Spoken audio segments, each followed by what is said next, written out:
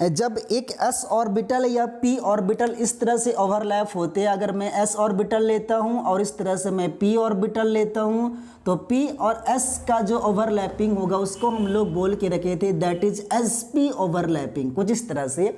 But यहाँ बस एक ध्यान देने वाली बात ये है कि ये तो हमारा ऑर्बिटल्स है, इसको मैं ऑर्बिटल कह रहा हूँ, तो हम जो नया मिलके बना हुआ है उसे हम क्या कहेंगे, तो उसे याद रखिएगा, इसे हम लोग हाइब्रिड ऑर्बिटल बोलते हैं। बस जो थोड़े से टॉपिक को पढ़ लिए होंगे या जिन्होंने ओवरलैपिंग कंप्लीट कर लिया होगा उनको ऐसे लग रहा होगा मैं थोड़ा मिस्टेक किया हूँ, मुझे पता है मिस्टेक नहीं किया हूँ, एक्चुअल में हम लोग ऐसे बनाए होंगे, वो बच्चों का कहना ये था ऐसे, इसको हम लोग क्या बोलते हैं, एस ऑर्बिटल है, तो जब ये ओवरलैपिंग होता है तो इसका एक साइड जो रहता है वो थोड़ा छोटा हो जाता है। अब जो पढ़ लिए वो दिमाग लगाना बेटा कि ऐसा हम लोग क्यों करते हैं, ये अब मैं सिखाऊंगा हाइब्रिडाइजेशन के अंदर में कि ये वाला शेप को हम लोग छोटा क्यों लिखते हैं, इधर वाले को बड़ा क्यों लिखते हैं, ये आपको आगे सिखाई जाएगी, कब, जब मैं तुम लोग को हाइब्रिडाइजेशन पढ़ाऊंगा तब। तो फिलहाल में इतना समझ जाना कि हम लोग हाइब्रिड ऑर्बिटल किसको बोल के रखे हैं, कि मतलब जब एक ऑर्बिटल दूसरे ऑर्बिटल के साथ इन्वॉल्व होता है या एक ऑर्बिटल दूसरे ऑर्बिटल के साथ ओवरलैप करता है, तो ओवरलैप करने के बाद जो न्यू ऑर्बिटल बनता है उस ऑर्बिटल को हम लोग हाइब्रिड ऑर्बिटल्स कहते हैं। ये तो मैं आपको बता दिया हूं, अब इसे मुझे बताना था बस इतना सा, और आगे हम लोग चलते हैं टाइप्स ऑफ ओवरलैपिंग की ओर। तो इसको मैं रफ कर देता हूं बेटा, आप चाहो तो इसे लिख सकते हो, अदरवाइज जरूरत नहीं है, कोई दिक्कत नहीं आएंगे। आगे लिखते हैं types of overlapping. Types of overlapping, और ये ओवरलैपिंग दो टाइप्स के होते हैं, टू टाइप्स के होते हैं। कौन कौन से?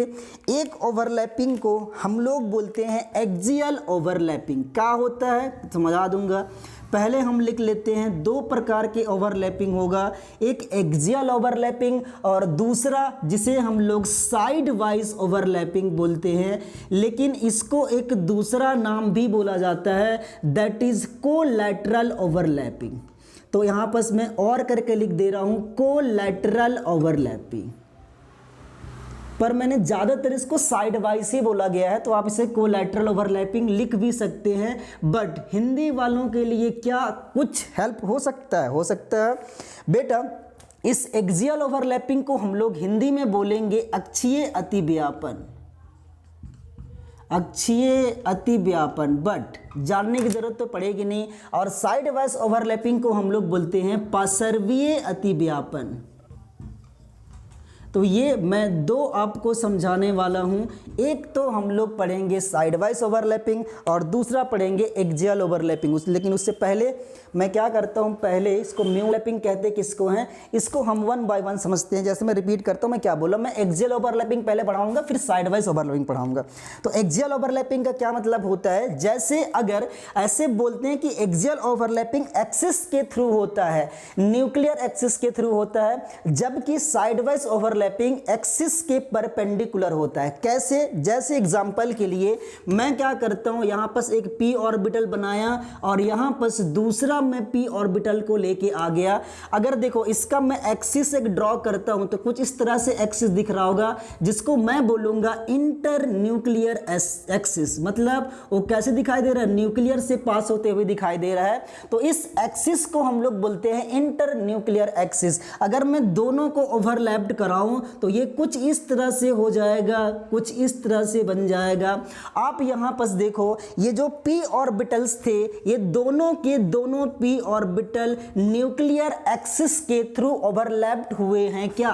तो इसी को हम लोग बोलते हैं कि जब कोई भी ऑर्बिटल जो इंटर न्यूक्लियर एक्सिस के थ्रू ओवरलैप्ड होते हैं तो इन्हें हम लोग एक्सियल ओवरलैपिंग कहते हैं। मैं रिपीट करता हूं, मैं क्या बोलता हूं, मैं बोला बेटा कि जब कोई ऑर्बिटल्स जो एक्सिस इंटर न्यूक्लियर एक्सिस मतलब एक्सिस के थ्रू ओवरलैपिंग होता है तो इसे हम एक्सियल ओवरलैपिंग कहेंगे। लेकिन साइडवाइज ओवरलैपिंग इस एक्सिस के जस्ट परपेंडिकुलर होने वाला है। अच्छा, बहुत बच्चों को अभी और प्रॉब्लम होने वाला है एक्सियल ओवरलैपिंग के अंदर में। जैसे अगर मैं p ऑर्बिटल है तो px बोल सकते हो आप, चलो मैं px बोल दिया, इसको भी मैंने px बोल दिया। क्या मैं py और py का एक्सियल ओवरलैपिंग नहीं करा सकता हूं? करा मिला सकता हूँ। तो देखो किस तरह से, यहाँ पर मैं क्या लेता हूँ, that is p y orbital, और दूसरा मैं यहाँ पर ले सकता हूँ पी वाई ऑर्बिटल कुछ इस तरह से। अब देखो, अब आप बोलोगे कि यहाँ पर तो एक्सिस के थ्रू है नहीं, इसका एक्सिस किधर बनने वाला होगा, इस तरह से, इसका एक्सिस कुछ इस तरह से बनने वाला है। अब मैं क्या करने वाला हूँ, इनको अगर मैं इसको घुमा के ऊपर से लेके आ जाऊँ, मतलब इस ऑर्बिटल को उठाऊँ यहाँ से और ऐसे लेके जाऊँ, कैसे समझते हैं। देखो मैं इसको कैसे करना चाह रहा हूँ, कुछ इस तरह से करना चाह रहा हूँ कि भाई ये मेरा पी ऑर्बिटल है जिसको मैंने पी वाई बोल के रखा है, और इस ऑर्बिटल को मैं ऊपर से लेके आ रहा हूँ। तो ऐसे ओवरलैपिंग तो पॉसिबल है ना, ऐसे करके कुछ इस तरह से। तो देखो अगर मैं अभी भी बोलूं तो यहाँ पर जो भी ओवरलैपिंग हो रहा है वो एक्सिस के थ्रू हो रहा है, मतलब ये भी एक्सियल ओवरलैपिंग है। तो जब भी कोई भी ऑर्बिटल एक्सिस के थ्रू या इंटरन्यूक्लियर एक्सिस के थ्रू ओवरलैपिंग करता है तो उसे हम एक्सियल ओवरलैपिंग कहेंगे। लेकिन दूसरी ओर साइड वाइज ओवरलैपिंग में क्या होने वाला है, तो साइड वाइज ओवरलैपिंग में इसके जस्ट अपोजिट होने वाला है। कैसे, इन दोनों पी ऑर्बिटल को मैं क्या करता हूं, कुछ इस तरह से करता हूं। देखो ये मेरा पी ऑर्बिटल है और ये मेरा दूसरा पी ऑर्बिटल है। अब मैं इसको घुमाऊं ना, मतलब ऊपर से लेके ना आऊं, इसको दोनों को ऐसे करके मिला दूं। तो अगर मैं ऐसे करके मिला दूंगा तो कुछ इस तरह से बन जाएगा ये, और यहां पस हो जाएगा कुछ इस तरह से, ऐसे करके। तो देखो यहां पस क्या हुआ, साइड से आपस में ओवरलैप्ड हुए हैं, इसलिए इसको हम बोलते हैं साइड वाइज ओवरलैपिंग। ठीक है, तो आपको समझ में आ गया होगा कि एक्सियल ओवरलैपिंग किसे बोलते हैं, जब एक्सिस के थ्रू होता है और जब ये एक्सिस के परपेंडिकुलर होगा।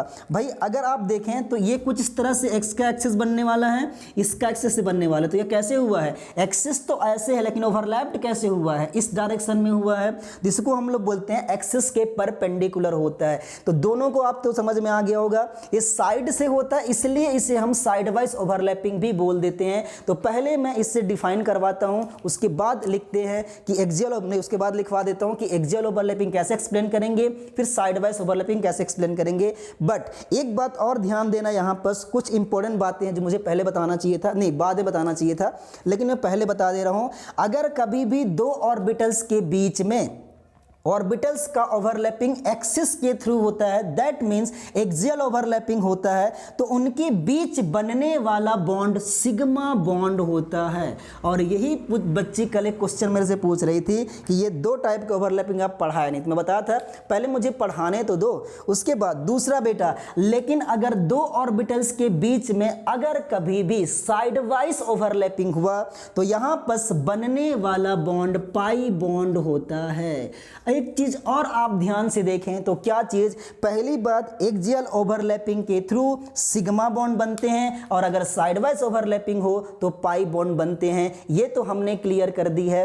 अच्छा एक बात और यहां पर समझाने की मैं कोशिश कर सकता हूं, और वो ये है, आप ध्यान से देखें, ऐसा कहते हैं कि जब एक्सियल ओवरलैपिंग होता है तो ओवरलैपिंग का एक्सटेंड, हिंदी में बोलूं तो क्या बोल सकता हूं, ओवरलैप करने की क्षमता ज्यादा होती है। दक्षता या क्षमता क्या बोलेंगे उसको, इंग्लिश में एक्सटेंड बोला जाता है। तो बेटा एक्सियल ओवरलैपिंग में ओवरलैपिंग का एक्सटेंड होता है, वो ज्यादा अमाउंट में होता है, ज्यादा मात्रा में होता है, और जितना ज्यादा ओवरलैपिंग होगा उतनी ज्यादा बॉन्ड स्ट्रांग होगा। इसलिए एक्सियल ओवरलैपिंग में चूंकि ओवरलैपिंग की मात्रा या ओवरलैपिंग ज्यादा होता है, इसलिए ये बॉन्ड स्ट्रांग बॉन्ड फॉर्म होते हैं।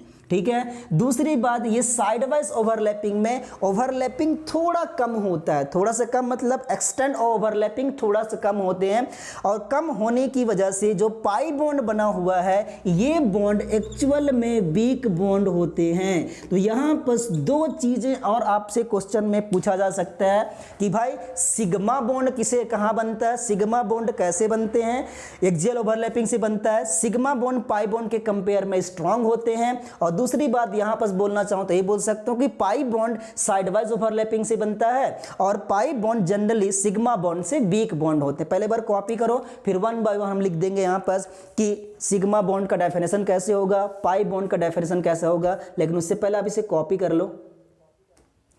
हाँ बेटा, इसको मैं रफ करता हूँ और एक्सियल ओवरलैपिंग के बारे में पहले लिख लेते हैं। आपने डायग्राम तो बना ली है मेरे ख्याल से, और यहाँ पर लिख देते हैं कि एक्सियल ओवरलैपिंग को हम एक्सप्लेन कैसे कर सकते हैं। देखना यहाँ पर कोलैटरल ओवरलैपिंग फिलहाल के लिए मैं रफ कर दिया हूँ, लेकिन वो लिखा हुआ होगा आपके कॉपी के अंदर में। तो पहले बात लिखिएगा कि एक्सियल ओवरलैपिंग एक्सिस के थ्रू होता है। तो यहाँ पर लिखते हैं एक्सियल ओवरलैपिंग एक्सिस के थ्रू होता है। एक्सिस से होकर बोल सकते हैं, तो मैं इंग्लिश में लिख रहा हूं एक्सिस के थ्रू होता है, एक्सिस के थ्रू होता है, ठीक है। और दूसरा क्या लिखेंगे बेटा, इसको एक्सिस नहीं इंटर न्यूक्लियर एक्सिस बोलते हैं, तो मैं इंटर न्यूक्लियर एक्सिस लिख देता हूं। आप यहां पर लिख लेना, यहां पर लिख लेते हैं inter nuclear axis, inter nuclear axis, ठीक है, वहां पर लिख लेना। दूसरी बात, यहां पर क्या बोला हूं कि ये एक्सिस के परपेंडिकुलर होता है। परपेंडिकुलर का मतलब तो समझ में आ जाता होगा भाई, एक्सिस का मतलब ये हुआ, तो परपेंडिकुलर का मतलब 90 डिग्री ना। तो यहां पर देख लेते हैं, तो यहां पर लिखना या ओवरलैपिंग या साइडवाइज ओवरलैपिंग, यहां पर लिख रहा हूं या ओवरलैपिंग एक्सिस के परपेंडिकुलर होता है, एक्सिस के परपेंडिकुलर होता है।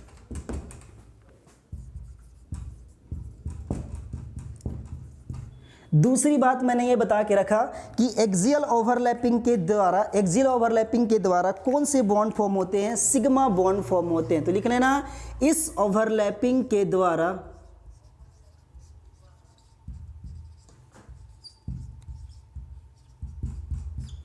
सिग्मा बॉन्ड फॉर्म होते हैं। बहुत बच्चों इसका नाम पता नहीं होगा, तो मुझे ब्रैकेट के अंदर लिखना भी पड़ेगा कि ये मेरा सिग्मा है, सिग्मा बॉन्ड फॉर्म होते हैं।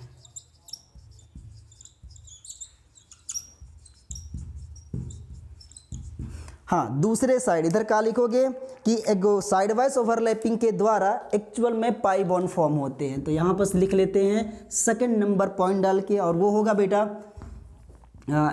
इस ओवरलैपिंग के द्वारा पाई बॉन्ड फॉर्म होते हैं। अच्छा, इसको लिखना पड़ेगा ना इंग्लिश से, तो लिख देते हैं that is pi bond form होते हैं। हाँ जी, नेक्स्ट थर्ड पॉइंट लिखते हैं यहाँ पर, दैट इज थर्ड पॉइंट। एक इंपॉर्टेंट बात है, पहले सुन लो उसके बाद लिखना। अच्छा नहीं लिख लो, एक और लिखवा देते हैं, इसका एक्सटेंड लिख लेते हैं। लिखना एक्सियल ओवरलैपिंग में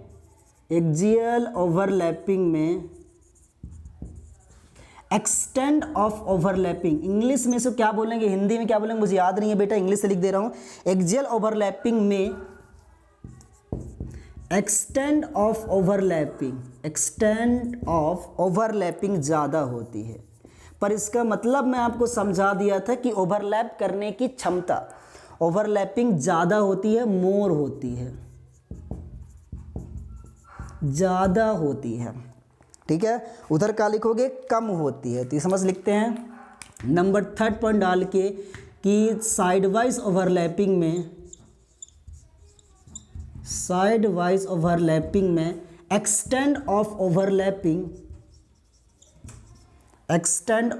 ओवरलैपिंग कम होती है। और ऐसा कहा जाता है कि जितना ज़्यादा ओवरलैपिंग होता है उतना बॉन्ड स्ट्रॉन्ग होते हैं। इसका मतलब कि सिग्मा बॉन्ड स्ट्रॉन्ग होगा और पाई बॉन्ड वीक होगा। तो फोर्थ पॉइंट बना के लिख सकते हैं। अच्छा, इस बॉन्ड के द्वारा सिग्मा बॉन्ड फॉर्म होता है, तो लिख लेना सिग्मा बॉन्ड क्या होते हैं बेटा, स्ट्रॉन्ग बॉन्ड होते हैं। पाई बॉन्ड के कंपेयर में लिखना, पाई बॉन्ड के